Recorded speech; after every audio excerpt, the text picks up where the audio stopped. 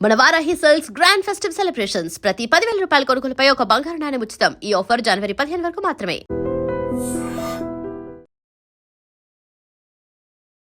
కొన్ని స్టోరీస్ ఎంత అద్భుతంగా ఉంటాయంటే రియల్లీ అంటే ఎవరైనా సరే హ్యాట్స్ ఆఫ్ చెప్పాల్సిందే. సోషల్ మీడియాలో కొన్ని స్టోరీస్ ఎంత ఇన్స్పైర్ చేస్తాయంటే రియల్లీ అంటే మానవత్వం ఇంకా ఉంది అని చెప్పడానికి ఇట్లాంటి స్టోరీస్ నిదర్శనం అని చెప్పొచ్చు. తమిళనాడులో జరిగినటువంటి ఇన్సిడెంట్ మనకు తెలుసు కదా, 10 నిమిషాల్లో ఏది కావాలంటే అది డెలివరీ ఇచ్చేస్తుంటారు డెలివరీ పార్ట్నర్స్. అంటే జెప్టో, బ్లింకిట్ ఇట్లాంటి 10 నిమిషాల డెలివరీ ఏవైతే ఉన్నాయో ఆ ప్లాట్ఫామ్స్లలో విపరీతంగా ఆర్డర్స్ వస్తున్నాయి. ఇక టైం గేమ్ లేదు, 24/7. ఇక రాత్రిపూట ఆఫ్టర్ 10 టు మార్నింగ్ 6 వరకు మనం ఏదైనా ఆర్డర్ చేస్తే దాని మీద ఎక్స్ట్రా అమౌంట్ ఇస్తుంది. కొన్ని సార్లు ఏమైపోతుందంటే డిస్కౌంట్ నడుస్తూ ఉంటుంది. ఇట్లా రకరకాల ఆఫర్స్ కూడా నడుస్తూ ఉంటాయి. అయితే తమిళనాడులో ఒక మహిళ అర్ధరాత్రి టైంలో మరి దగ్గర 12-1 ఆ ప్రాంతాల్లో 3 ఎలకల మందులని, ఎలకలకు అంటే పెడితే చచ్చిపోతాయి కదా, ఆ ఎలకల మందుకు సంబంధించిన ప్యాకెట్స్ 3 ప్యాకెట్స్ని ఆర్డర్ చేసింది ఆ మహిళ. అయితే జనరల్లీ ఏముంటుంది ఈకామర్స్లో ఏదైనా ఇట్లాంటివి అంటే ఆ నైట్లో ఏం అవసరం పడ్డదో అని చెప్పేసి జనరల్లీ అయితే ఏది ఆర్డర్ పెట్టినా ఇచ్చేస్తుంటారు. వాళ్ళ పని అది, వాళ్ళ డ్యూటీ అది.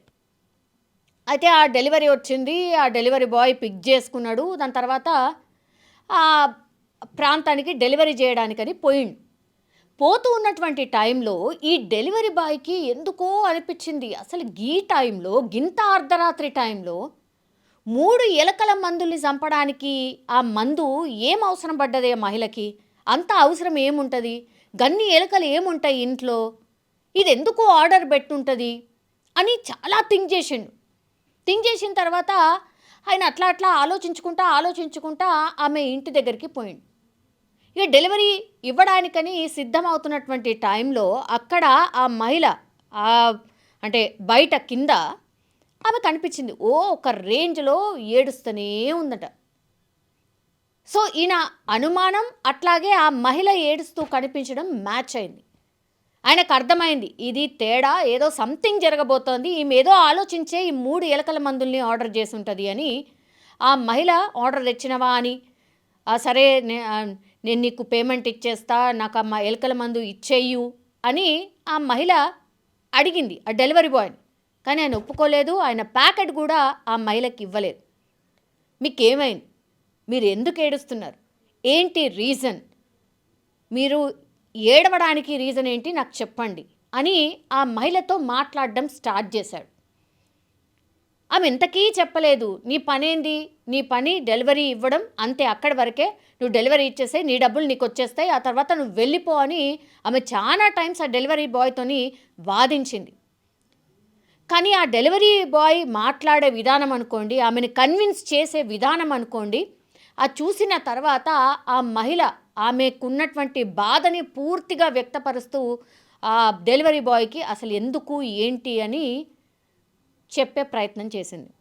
ఆ తర్వాత ఆ డెలివరీ బాయ్ కూడా ఆమె చెప్పిన దానికి రెస్పాండ్ అవుతూ, నాకు కష్టాలున్నాయి, ఇక్కడ ప్రపంచంలో భూమి మీద ఉన్న వాళ్ళందరికీ కూడా కష్టాలున్నాయి, దయచేసి చనిపోవడం తప్పు, ఫైట్ చేయండి, మీ ఓపిక ఉన్నంత వరకు దాన్ని ఎదుర్కోండి, అంతే తప్పించి అన్నిటికీ చావు పరిష్కారం కాదు అని తన లెవెల్లో తనకు తోచిన విధంగా ఆ మహిళకు చెప్పే ప్రయత్నం చేసింది. అప్పుడు చాలాసేపు మాట్లాడిన తర్వాత ఆమెను ఒప్పించి ఆ 3 ఎలకల మందుల్ని ఏదైతే ఆర్డర్ చేసిందో దాన్ని క్యాన్సిల్ చేపించి తనతో పాటే తీసుకొని ఆ డెలివరీ బాయ్ వెళ్ళిపోయాడు. కానీ అప్పటి వరకు ఆ మహిళను కన్విన్స్ చేసే వరకు, ఆమె రిలాక్స్ అయ్యే వరకు, పూర్తిగా ఆమెతోని మాట్లాడి ఆమె శాంతపరిచే వరకు అక్కడే ఉండి ఆమెని ఒప్పించి ఇది కాదు అది అని చెప్పి తన స్టైల్లో తనకు తోచించి చెప్పి ఆ మహిళని ఎక్కడికెళ్ళి ఆత్మహత్య చేసుకోకుండా కాపాడగలిగాడు. ఎంత అద్భుతం కదా. అంటే ఎవరు దేవుడి రూపంలో వస్తారో తెలీదు అంటారు కదా, ఇప్పుడు ఈ మహిళ విషయంలో అదే జరిగింది. డెలివరీ బాయ్ ఏంటి, ఆయనకు అనుమానం వచ్చుడేంది, సరే ఎవరు ఏం ఆర్డర్ చేసిండ్రో ఏ కస్టమర్ ఎందుకో మనకు తెలియదు కదా అని చెప్పి ఆర్డర్ ఇచ్చి వెళ్ళిపోలేదు. ఆయన డబ్బులు ఆయనకు వచ్చేస్తాయి కదా. అంత రాత్రి ఆయన డెలివరీకి సంబంధించిన పని చేస్తున్నాడంటే ఆయనకు కూడా డబ్బులు ఎంత ఇంపార్టెంటో కూడా మనం ఇక్కడ గుర్తుంచుకోవాలి.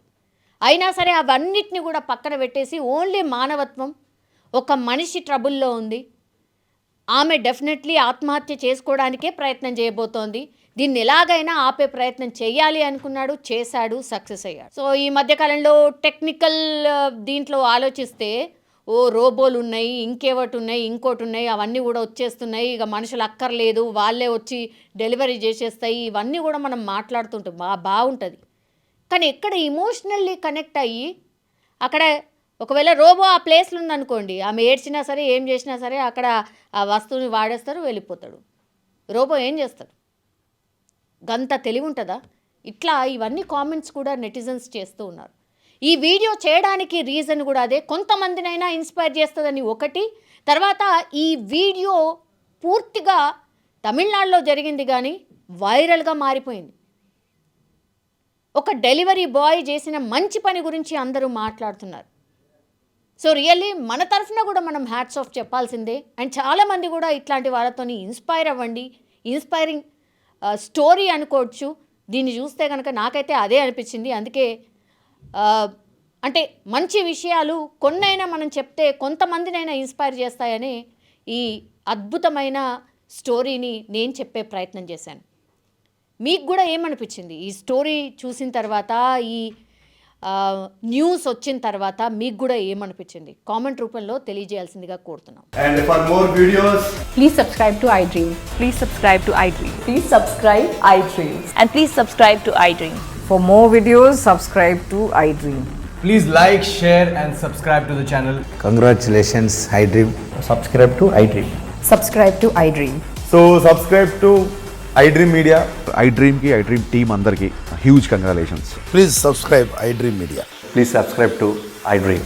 Subscribe iDream. Please subscribe to iDream.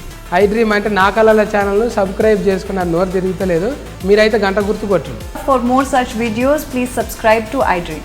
Subscribe to iDream. Please subscribe to iDream. Please subscribe iDream Media. Please do subscribe to iDream. Please subscribe to iDream Media. For best entertainment and information, please subscribe iDream. And don't forget to subscribe to iDream.